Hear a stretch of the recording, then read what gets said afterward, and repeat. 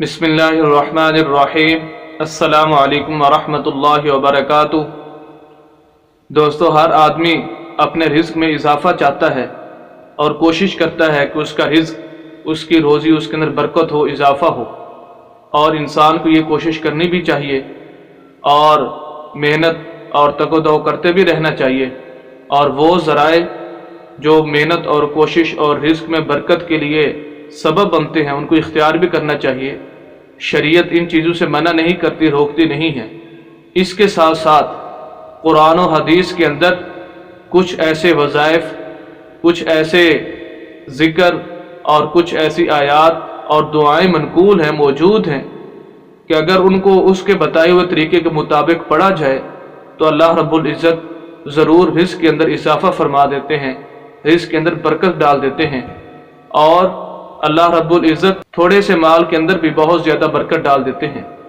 انہی میں سے ایک وظیفہ مختصراً آپ حضرات کے سامنے ذکر کرنے چاہ رہا ہوں۔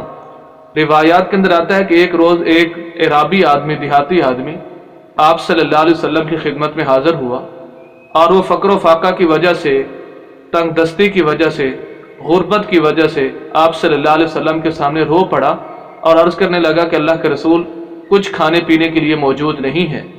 تو آپ صلی اللہ علیہ وسلم نے فرمایا کہ تم ہر فرض نماز کے بعد 10 بار سورۃ القدر، انا انزلناہ فی لیلۃ القدر، 30ویں پارے کے اندر موجود ہے، اس کو ہر فرض نماز کے بعد 10 دفعہ پڑھا کرو۔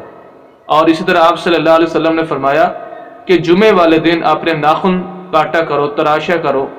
تو وہ عرابی عرض کرتے ہیں، فرماتے ہیں کہ یہ دونوں میں نے عمل کیے تو اللہ رب العزت نے مجھے وہ تنگ دستی میری دور کر دی، غربت میری دور کر دی، اور مجھے مالدار کر دیا۔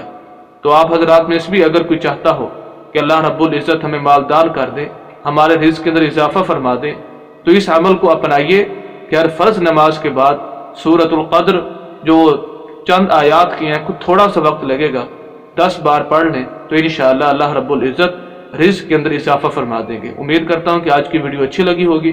مزید اسلامی ویڈیوز کے لیے ہمارے یوٹیوب چینل حافظ شفیق کو ضرور سبسکرائب کیجئے، گھنٹی کے بٹن کو ضرور دبائیں تاکہ مزید اسلامی ویڈیوز اس طرح کے آپ حضرات تک بآسانی پہنچ سکیں۔ والسلام۔